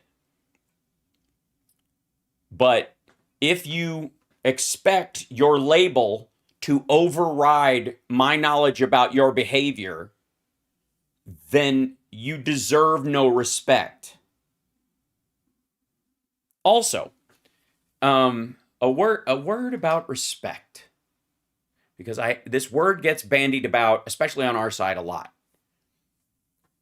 That you should respect people's whatever. Okay, there are two. The thing about English that makes it difficult for a lot of like foreign learners, ESL learners, we have a lot of words that can mean multiple things, and it's mostly you have to use context clues to know what the fuck's going on. And the best one I come up with is the word right, because sometimes it means right wing, sometimes it means correct, sometimes if you say it like right, you mean not right. And so the same word, depending on how you tonally say it, it could be a variety of things. Okay. So the word respect, on the one hand, like respecting someone's boundaries, that respect is based on ignorance of the person. I'm not going to step into somebody's space, like get whatever the social cue distance is, out of respect for them. Unless I know someone personally and there is a built mutual reference for each of us, I'm not going to that's what makes it creepy when people lean in for kisses they don't deserve and that kind of shit. And so there's that version of respect, the respect based on ignorance. And that is in the zone of, I will take your word for it. I don't know what your boundary is, but we all have basically the same boundary. It's usually about 2.5 feet, beyond the handshake. It's a handshake length for each of us. There's a reason why culturally that's where we are. So that distance is about that bubble. You respect people's distance about that, unless you're talking in such a way and I'm talking in such a way that we obviously know that isn't a necessity, right? Then there's respect that comes from, I know you and you did something that I find to be extraordinary or special or having earned respect. Like veterans and and EMTs and somebody who fucking won a gold medal or even a bronze medal, quite frankly, because there's milliseconds between those three medals and they're all equally awesome to me. I think bronze, silver, and gold in the Olympics, same fucking award. That's how I feel. If I met a bronze winner, I would be just as excited as if I met the gold medalist. That's how I feel. That's my own personal thing. I'm fucking amazed at anybody who is, the gold medalist beat him by 0.5, and that was the silver medalist, and the bronze, it was 0.3 difference. You know what I mean? Like, holy shit. All three, if I'm that for me, and if you ever meet a bronze or a silver medalist, you should be equally excited. I'm dead serious, because holy shit. Even the losing Super Bowl team beat everybody else. Everybody. Like, come on. Okay. So that's my own personal feeling. But that's respect. That's an element of respect I have for people who put in the work, who have done something with their life, people who've gotten through trauma, for example. That's a big one for me. If you've gone through something, I know you went through something, and yet you've managed to stand on your own 2 feet and over time, whatever your path was, shake it off and deliver yourself back to the world. That's a lot. I have a lot of sympathy for people who don't and can't, aren't there yet, and a lot of respect for people who do, because it's aspirational. It's that kind of respect is aspirational, and those are two completely different forms of respect. The respect based on ignorance, and the respect that is largely based on an impressive characteristic. Yeah. Right. Catherine says, you're one of the top 3 people in the world in your sport. What's not to be proud of? Exactly. So I think we mix those up in talking a lot. That, for example, respecting someone's pronouns, which I think is totally cool. You should do that. Is based on the ignorance-based respect, like someone's boundary. But once you get to know them if their pronouns or whatever are based on reality, you will get to know that. You'll have even more respect for that because they shift from being the respect of ignorance to the respect of someone who's gone through a lot to transition, and that takes work. That's a lot of heavy lifting for a human being. So the trans people in our world deserve a lot of sympathy and a lot of respect for being able to just make it through that, because that's a burden from birth. It's a burden your whole life. That said, if someone feels like, if you get to know someone who is screaming respect my pronouns, and then you get to know them and they don't end up giving a fuck about, gender identity for anyone, then basically their argument is that transgender people who are transitioning from one to the other, either direction, are deluded and following society's heteronormative blah, blah, blah. And that, I think, is an attack on transgender people. And so when I hear people who identify as non-binary talking like that, I don't see them as allies of the trans movement. I see them as basically the same as a right-winger who's saying it's bullshit. You're a biological dude, you're a biological woman, and you can't change anything about that, and you shouldn't try, and you shouldn't be allowed. And it's the same fucking thing. It's a different mask on the same argument that person's struggle isn't real and that their destination doesn't exist, which is really fucked up when someone feels like they're swimming across the ocean of gender to a far shore they don't know for sure will be there when they reach it. And to say while they're mid-ocean, or when they've even gotten there and going, yeah, you got somewhere, but that doesn't exist. You haven't reached the shore. Doesn't exist. I don't even know what you're doing. It's that's a special kind of cruelty. That's ally cruelty is the worst in the world. Because of course your enemies are going to shit talk you. But the people who are supposed to be on your side doing it, that hurts. I mean, it's the problem I have with GLAAD sometimes. Because GLAAD will talk about trans deaths in the United States, and the rise of them, without factoring multiple things in. One, was the person killed because they were trans, or was it simply circumstantial to the elements of the other parts of the crime? Prime example being a trans woman who was killed in a drug deal in a shootout with other drug dealers. Being trans had nothing to do with it. But they'll list that as anti-trans violence and create to some degree a myth that says to all trans people, trans violence is on the rise. The world hates you. Everywhere you go, there's danger around every corner. And that to me sounds like an abusive mate, an abusive partner. Abusive partners will often say that. You're only safe here. I may hit you, but you're only safe here. Everybody else wants to kill you. You can't, those other people, you can't trust them. Those other people, everybody wants to get you. This is the only place you're safe. And that's really fucked up. That's abuse. And when you tell people the world is against them, is just everywhere they look, and you play up the parts that are against them and play down the parts that are supportive of them, that's manipulative. And I personally believe contributes to a lot of suicides.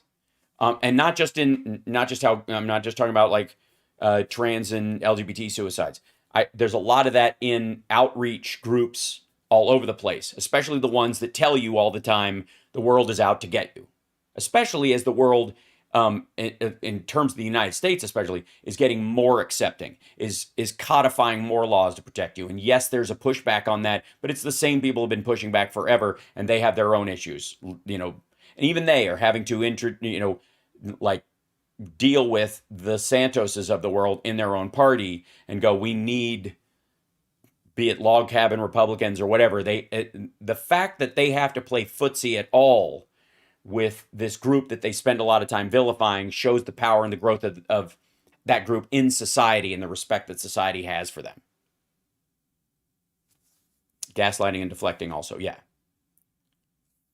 So I I have a, I mean, I've seen this so much, especially, post Queer as Folk and my involvement in AIDS Walk and all these other groups and the soft conversation. And I told you guys once about this line that was in, I think it was,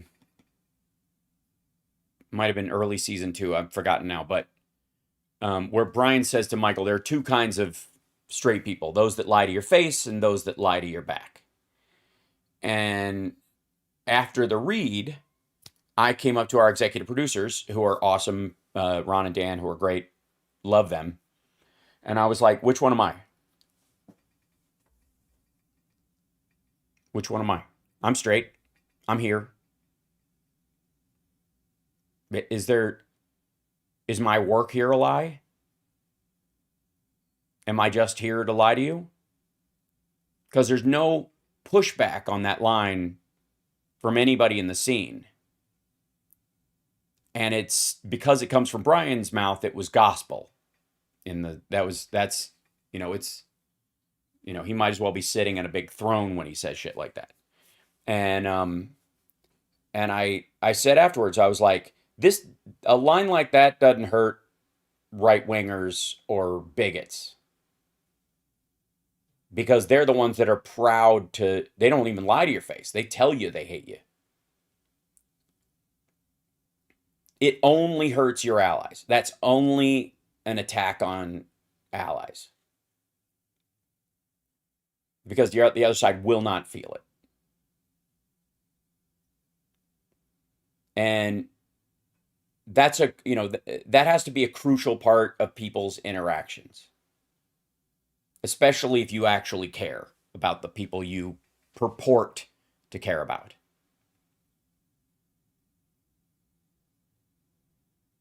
And so, for the record, I don't know anything about Catherine Clark's child, who's an adult.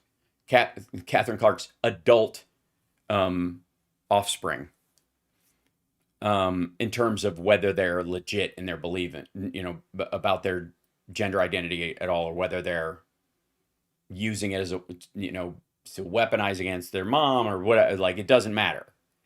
If I met this person in general public and they said my pronouns are this, I would just use them. But if we spoke after a while, and I would address this with them and ask some questions, but if they spoke in a way that I didn't believe that was legitimate, that they were effectively what they call trenders these days, I would have a difficulty continuing to do that. And I certainly, because they would be toxic and gross, not spend any time in their presence anymore. And if I referred to them as, if I did not believe, after speaking with them, that they were honest in what they were purveying, and again, I could be wrong, but this is also my opinion, I would use whatever pronouns directly address who they, what's the best wording for this? Who they genuinely are versus the face they are putting out. And this goes to sort of like, I think, the right's confusion about believe all women when that came up. When believe all women came up, it was like, any woman makes an accusation about rape or sexual assault or any of that stuff, automatically believe her. And most of us, in the same way that Black Lives Matter means Black Lives Matter too, in the circumstance that it seems like every life mattered except Black lives, and that was what the impetus of the statement was, that and Black Lives Matter has a better flow to it and makes sense and works better as a hashtag and as a message than Black Lives Matter too. Although, in retrospect, maybe not, but that was the idea at the time, that believe all women was believe them when they tell you, and then listen to their story. Don't interrupt. If they're making a charge, get it all down. Don't say, but I don't, does this, don't start questioning during their description of the event when they come to the police or when they tell you about something like this. Listen first. You don't have to believe them after. If stuff doesn't make sense, if the details don't line up, And you don't have to vilify them just because you don't believe them either. Because you could have trouble believing someone after they've told you the story because something feels or sounds hinky, but not enough to push back on it. There's a lot of room for human interaction in this. But the primary thing of Believe All Women, I believe, was don't cut them off when they first show up or start grilling them like they're the defendant from the jump, right? That's the crucial part. And but the right took it as, and probably because they're a little nervous because of the Matt Gaetzes and the Donald Trumps and you know, I suppose Jim Jordan was worried that this also was attributed to all, you know, victims of sexual assault. He'd be particularly nervous that they might have a chip on their shoulder about it because of guilt, but that they intentionally misread it. For me, the idea was be open to someone who's telling you something happened to them. If the details don't work, if it turns out to be a lie, if they were manipulating people, then they should be, I guess, subject to criminal penalty because that's a crime.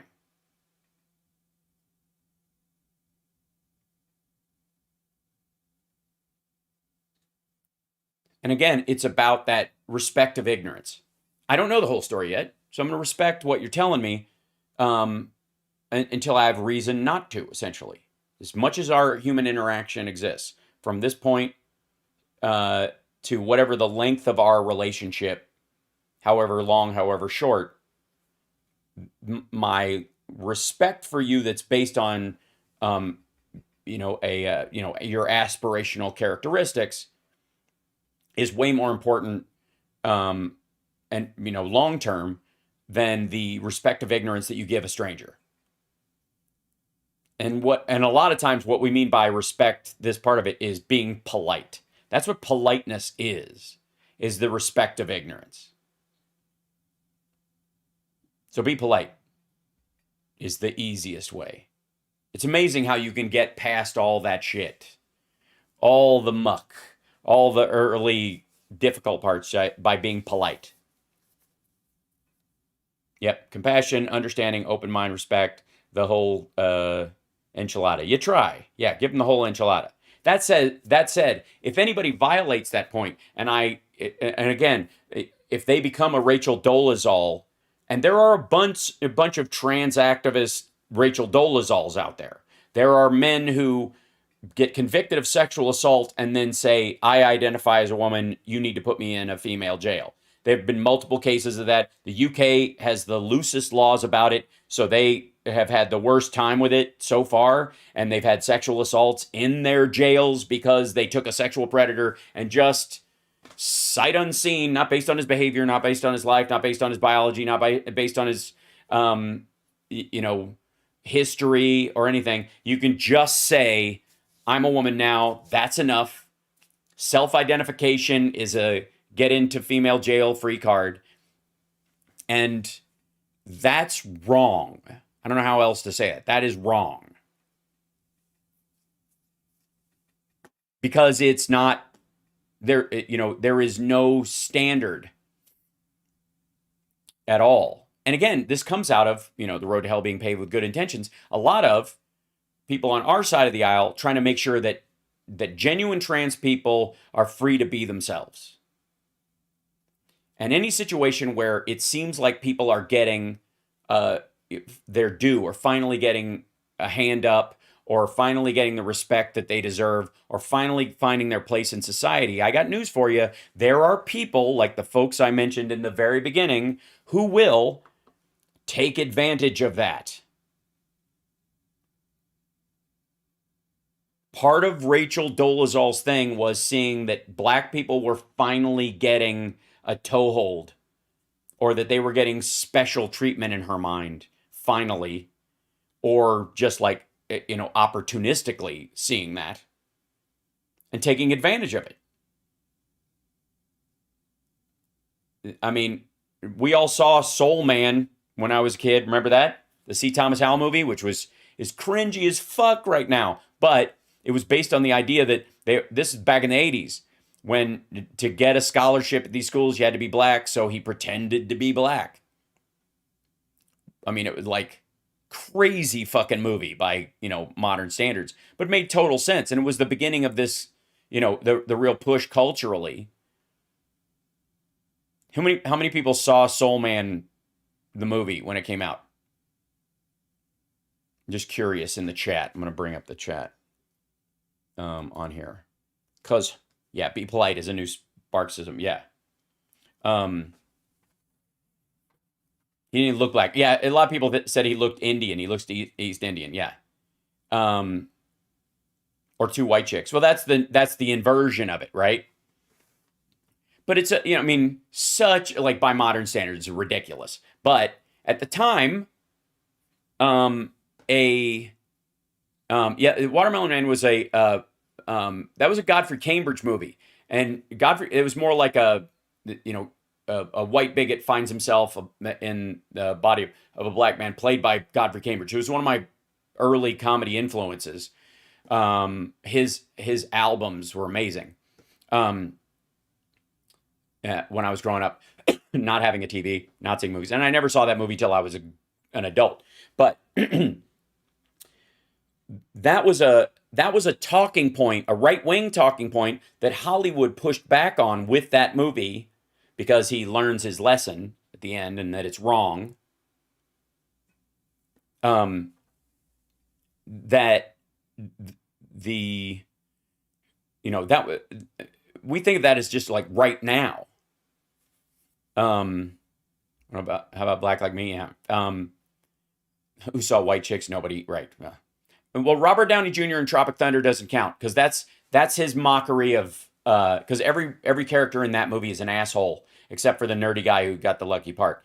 Robert Downey Jr. is not wearing blackface in Tropic Thunder. His character is. He plays an Australian actor, a blue-eyed, blonde Australian actor who wins Oscar after Oscar, who does something ridiculous, who's so full of himself and such a Marlon Brando prick that he thinks he's allowed to do this. He was a genius in it. It was fantastic. But you have to understand, he didn't play the Lincoln Osiris character was not his character through the whole thing. The whole thing is about this Australian actor who thinks that's something you can do. And I will, feel free to at me. That's fucking ridiculous when people say he wore blackface in it. No, he played a character that did to make the point that guy was a fucking asshole. He was a deluded, self-involved. I mean, his character, when he played Neil Armstrong, they found him in in an alleyway trying to re-enter the atmosphere in an old refrigerator box. That's the point. Like he was making fun of method actors. Yeah, I'm the dude who disguised as the dude playing. I'm the dude playing the dude disguised as another dude. Yes, 110% satirical. That's exactly right. Soul Man was not. Like, Soul Man was about a white guy wearing blackface to get a scholarship he couldn't get otherwise. And again, this was back in the fucking 80s. And the whole story is, he tries this because why not? And then through it, he experiences what it's really like a couple of times to be black in modern society. And he realizes he's an asshole. And then he stops and then he tries to make up with the girl afterwards because he fell in love with her and blah, blah, blah. So, but the idea was it was a cautionary tale about believing that black people just get ahead because they just get ahead. It was a pushback against, by the way, shit Donald Trump was saying in the fucking 80s, ironically enough. People would be totally offended by Soul Man, but the point of the movie was to get the same people. Rae Dawn Chong was so gorgeous in that. Can I just say she's just beautiful? Can we all agree on that? Good Lord. Good Lord. What a beautiful woman. Anyways, think that movie killed C. Thomas Howell's career? No, it did not. Not at all.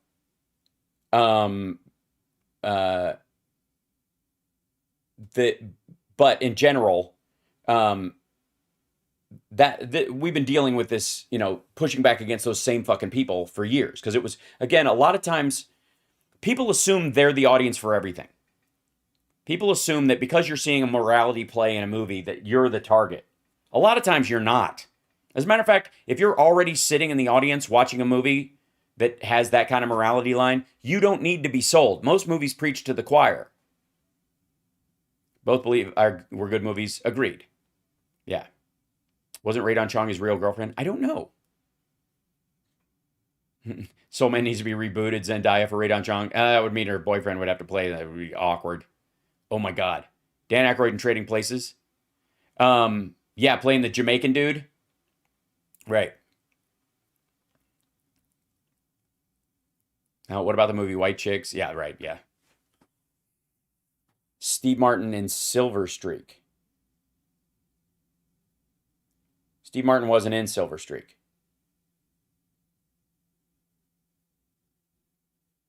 Was he? Oh, yeah. You have hands, right? Read Black Like Me. Okay. Yes. Then by logic, C. Thomas Howell didn't wear blackface. Yes, he did, because he was a guy wearing blackface. Well, again, he wasn't playing a black character through the whole thing, but the idea is that he credulously put on blackface in the movie. Yeah, that's Gene Wilder, exactly. And that was the funny thing about that one is that it's Richard Pryor's idea to disguise him covering his face with shoe polish. That part, and what an asshole he is. Yeah, so Gene Wilder and Silver Streak, that's a different category, because again, in the storyline, it's, Richard Pryor needs to sneak him onto a train, and so that's his idea. And it's embarrassing and stupid. Yeah. So the point is that it doesn't work. It's fucking ridiculous. So sounds like double talk. Anyways, yeah, great movie. Which part sounds like double talk? I feel like we're covering so many things, it's hard to catch up. Blazing Saddles? Nope. There wasn't any in Blazing Saddles that I know of, right? HAL does Total Recall. Yes, we lost Gene and Gilda too soon. I agree. Especially Gilda, because it broke Gene's heart. Yeah. So, yeah, no, everybody calls C. Thomas Howell Tommy in real life. He was, I did that, wrote the racist lines in Blazing Saddles. Yes, he also wrote all the dialogue for Mongo. So go do some stuff. HAL Sparks clips. That's in the afternoon. The morning show, we just chit chat. We've got about 12 minutes left. I think you can handle it. This is a lot of conversation. See Weird Science where they're at a bar talking to black people. Oh, sorry, missed that part. I got to scroll back.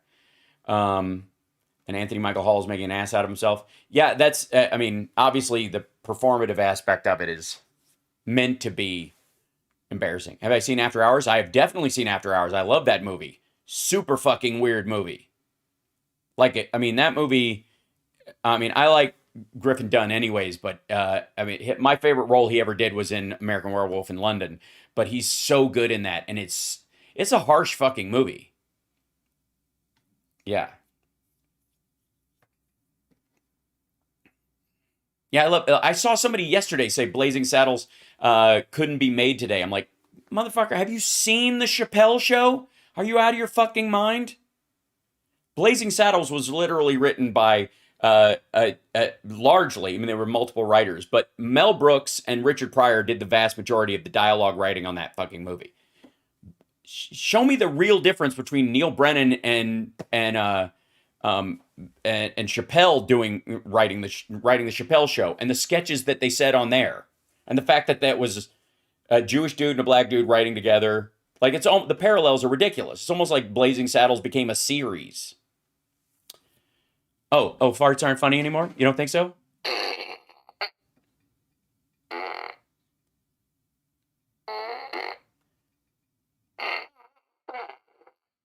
All right, fine.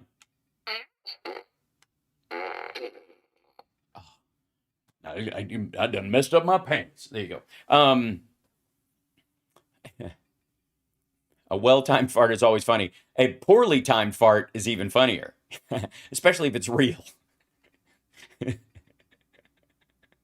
Metamucil? Oh, God. You can imagine. It's meat with fiber. We take your favorite ground beef and mix in some hay. Metamucil. Um, Elon Musk isn't a people. Yes. Yeah, it's always Devin Nunes' face. So, all right, there we were with that. So, okay, so my point being is that I have no idea whether Catherine Clark's kid is legit non-binary or not. If I met them, I would, if they said their pronouns or something, super easy. I would go, okay, and I would just use those. If they turned out to be full of shit, I would stop using those because I would find that dishonorable to trans people and non-binary people who are actually genuine. Right? It's like if a serial killer insists they're a victim, is it my responsibility because I care about victims to call them a victim? Get the fuck out of here.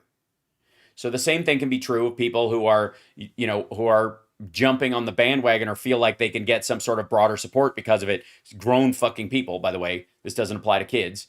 Anybody who's a minor, whatever you need to be called, kid, to be happy. Well, we can have a conversation about, life as your Uncle HAL and whatnot, but I'll do what I can to be a helpful, functional member of your sphere of adults. But if I think you're full of shit, I'm going to tell you because that's how I care. You're a meat people. I'm a meat people as well. So anyways, that whole Catherine Clark thing came up. So I'm sure I unpacked a bunch of shit. Oh, God, even worse. Coldplay is trending. Do I have to? Do we have to? Do they please just release us? Like you're touring or they're going to release something? Yeah, okay. They released North American shows. That's great. Randy Rainbow. Does Randy have something out new? Oh, Speaker of the House. Good. Okay. New music. Kevin McCarthy. Great. Everybody catch Randy's new bit.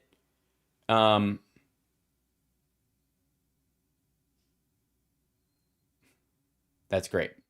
Very exciting. So much production goes into these things. I was glad to see Bad Lip Reading come back with a couple of things. It was like, there they are. Breitbart, who gives a shit? But okay. Senior, hold on. This is the Norwegian University role of white paint in promoting race. What? Norwegian University studies role of white paint in promoting racism. So what?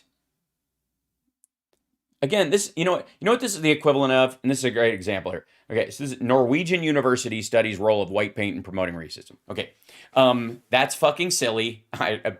Pigment and melanin and like skin color and paint are, I guess they're talking about white picket fences is the idea.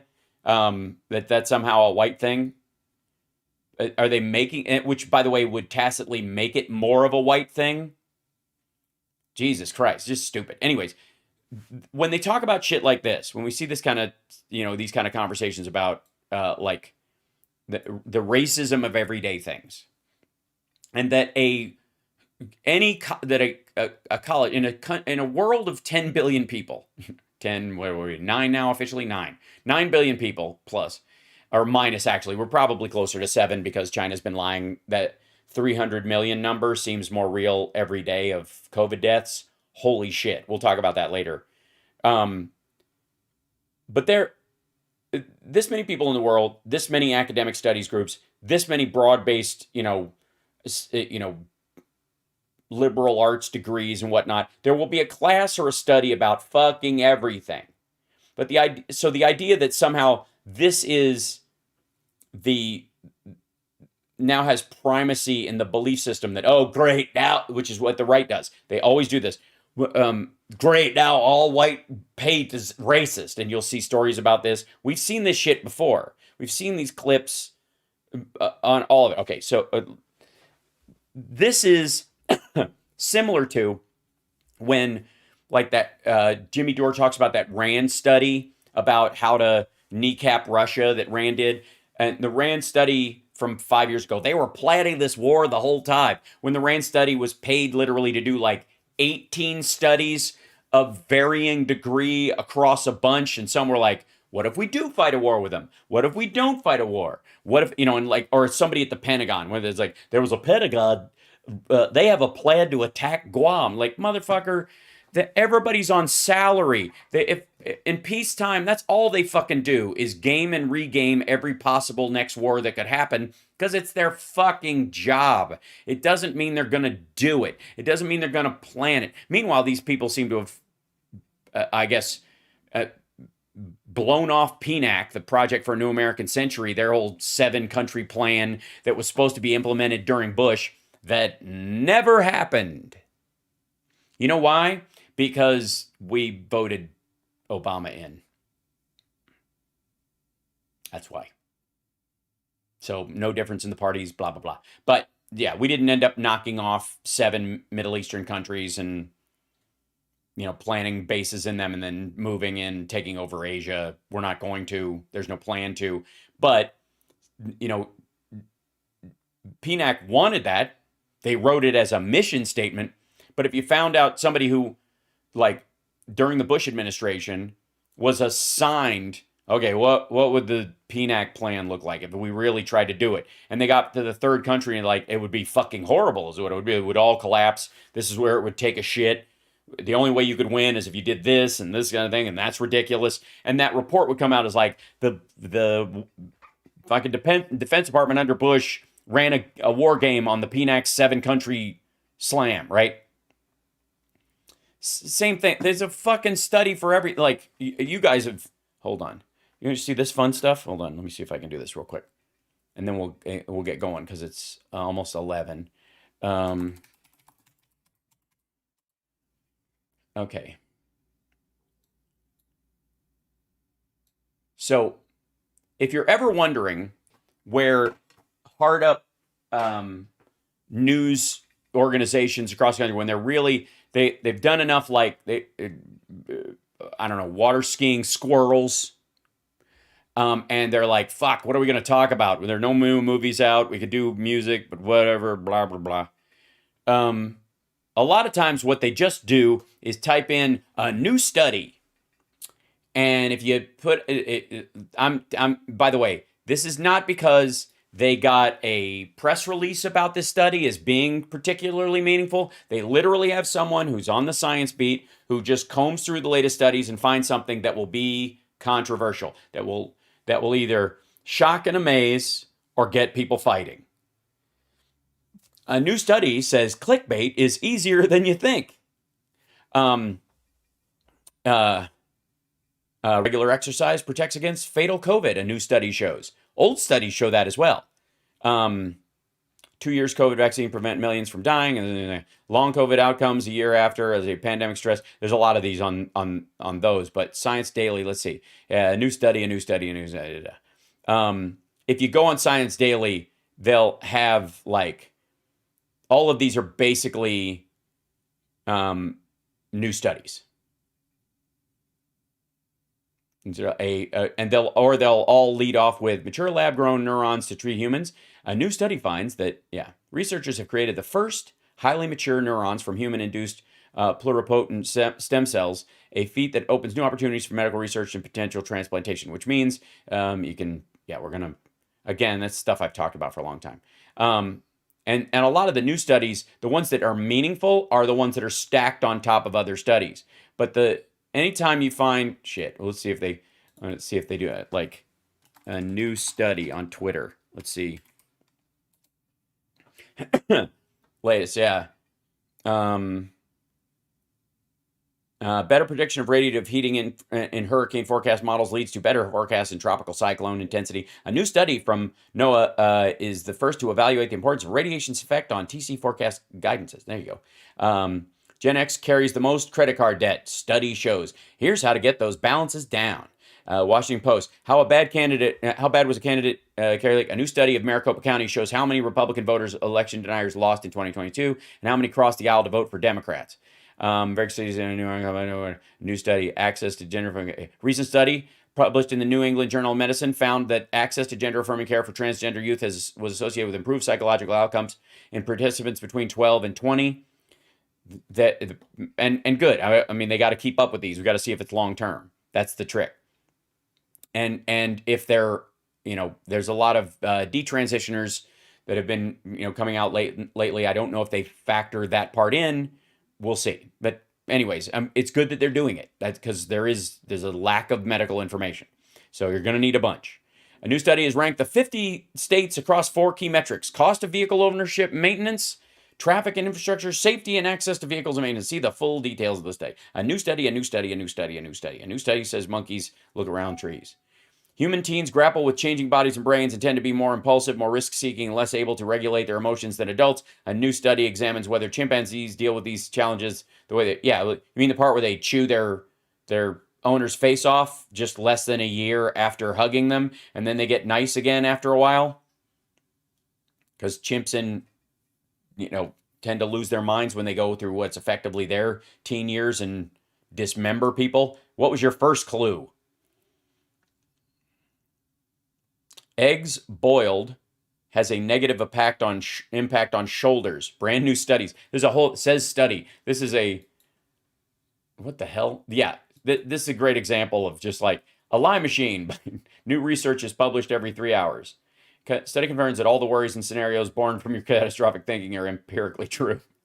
Landscaping workers listen to music, breastfeeding more, says studies. They're just dicking around. It's like a bot that creates gibberish. That's funny. How did you study this transparent? Yun Jiao and Mariska developed a new biomedical imaging technique called photoacoustic microscopy that is revealing the hidden world of biology from glass frogs to our own cells. Oh, that's a frog. Okay, it looked like a face for a second. I thought that was like a human skull. And they're like, these are the veins in your face, but it's a frog.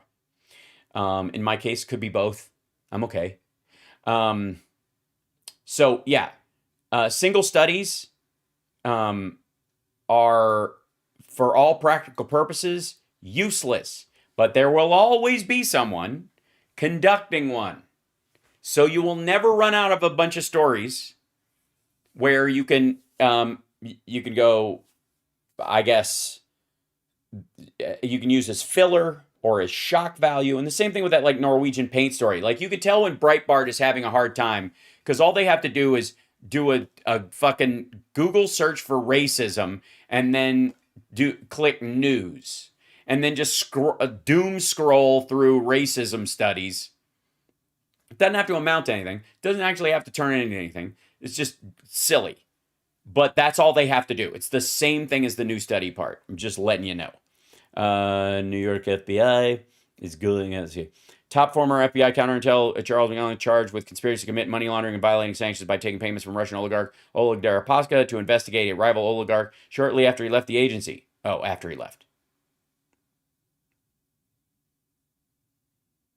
McGonigal worked out of the New York FBI office, allegedly the same office that leaked news of the Wiener laptop and the Comey letter to Rudy Giuliani days before the 2016 election. Yeah, he'd be an interesting dude to go after.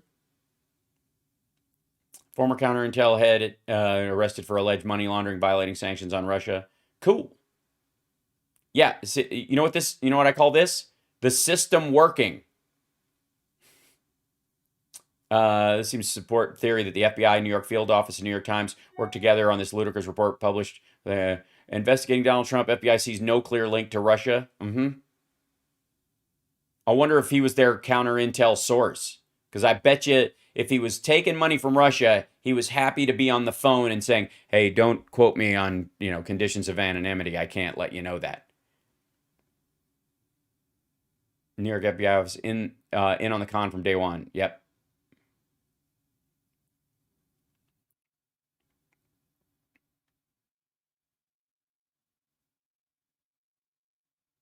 And Deripaska is one of, Trump's bundlers. I'm going to dive into this after the show. Whee! Look at this shit. And Sergei Shestakov are together. Violated sanctions imposed in the United States on Oleg Deripaska, a Russian oligarch. He's a former senior official of the Federal Bureau of Investigation. Shestakov is a former Soviet and Russian diplomat who more recently served as an interpreter for the United States federal courts and prosecutors. In or about 2021, they agreed to and did investigate a rival Russian oligarch. of Deripaska in return for concealed payments from Deripaska in violation of sanctions in the United States. They were aware their actions violated the sanctions because, among other reasons, while serving as an FBI agent in charge, he received then classified information that Deripaska would be added to the list of oligarchs considered for sanctions as part of the process that led to the imposition of sanctions against Deripaska. And he did it after the sanctions in the fucking news. Oh, it's gonna be good. I'm gonna read this after because I'm out of show. I'm out. Time's up. Just when it's getting exciting. Hold on. Let me say goodbye to the chat room on our way out the door.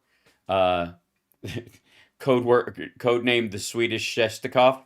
Bork bork din bork bork do skidoo schmeeder needer deeder do bork bork bork.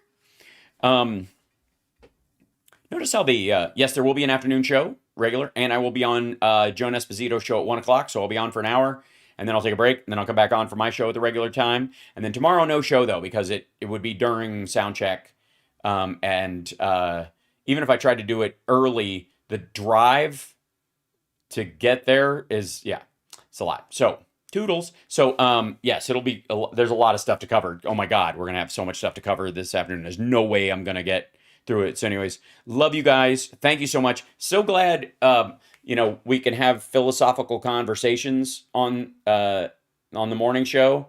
And I hope that compassion, empathy, and understanding and the action of simply being polite is carries the most, undergirds, like supports and makes the foundation of everything that I was saying today, just so you know. And that includes, but is not limited to, my waving off of the ACAB and the propaganda bullshit. Because I find that as ridiculous as right-wingers who will, they'll take they'll sign up for Kentucky Connect, but they're against the Affordable Care Act because it's Obamacare.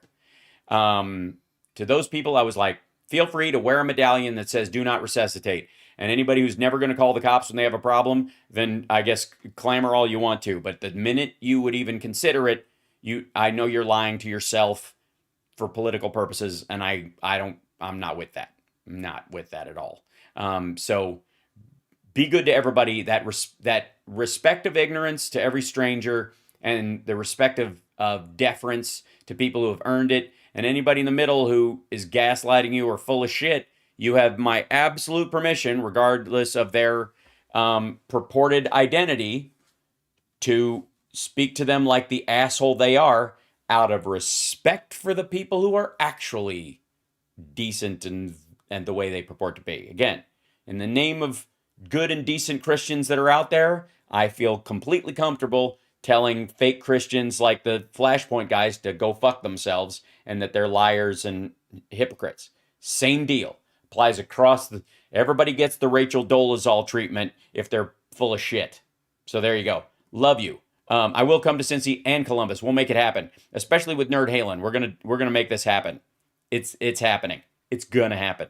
I insist. And on those areas, I will see what I can do about doing stand up the night after if we do it. So that's what I'm working on.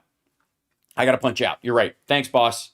Appreciate it. Thank you guys for the super chats as well. Shadow Woman, thank you for the gift subs. Bless you. And hope you guys like the new digs when I use them for the morning show. I'm making a couple of different ones and I hope it's fun. And yeah, all right. Much love. See you later. Like, subscribe, thumbs up, all that kind of stuff. And if you disagree with what I said, feel free to write angry things below. I probably won't see them, but you'll feel a lot more upset. YouTube comments are like road rage. They seem cathartic, but no one feels better after they've written something shitty. Okay, bye.